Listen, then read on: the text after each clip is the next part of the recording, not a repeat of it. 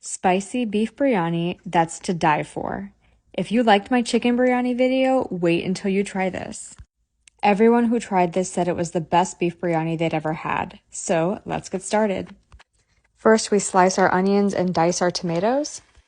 Then on high heat, we're going to cook our onions until they're very golden brown. This will take about 15 to 20 minutes to get them to look this color. Next, we add our garlic paste and our ginger paste. And when you add these to hot oil like this, they splatter a little bit, so just be careful. Stir it around, and then we're going to add our tomatoes and cook them until they're soft. So when they look like this, you can add your meat. And I'm making a massive amount of beef here, but the measurements I give will be for about half of this. For beef biryani, I always use the Shan Masala Karachi beef biryani mix, and it's very spicy. You can adjust for your taste, but it gives a really nice flavor. Now mix it around, get all that spice in, and then we're going to add some plain yogurt and mix that in as well. Now we're going to add enough water to just cover the beef, not more. Bring it up to a simmer and then put a lid on it and reduce the heat to low. We need to cook this for 2.5 hours to get the meat tender. While the meat cooks, we can do some other prep work. I like to add potatoes, but you don't have to. And then I chop some cilantro, and then I prepare some green chilies and food coloring that we're going to use at the very end. That's about a 4th teaspoon of food coloring in 1 cup of water. And then I slice some butter. Now we're going to measure out our rice. I'm making 6 cups here, and 6 cups is for about 4 pounds of beef.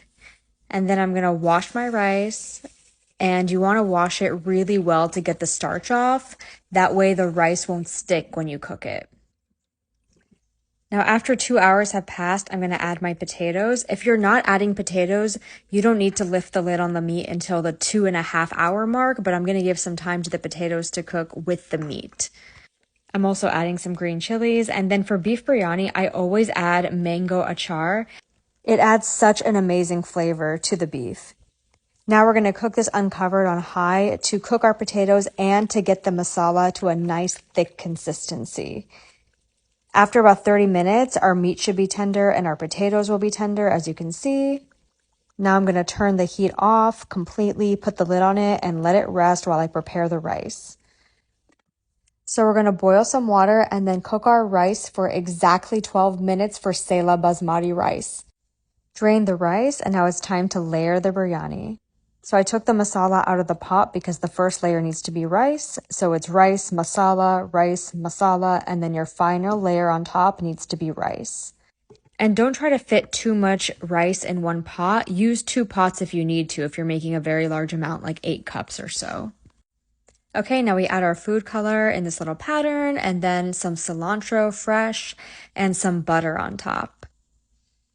Then we're going to cover the pot with some foil just to really lock in all the steam, and then put the lid on top of it. And then the lid has a hole, so I'm going to add a towel on top of the lid as well, and then something heavy to really keep that lid secure on the pot.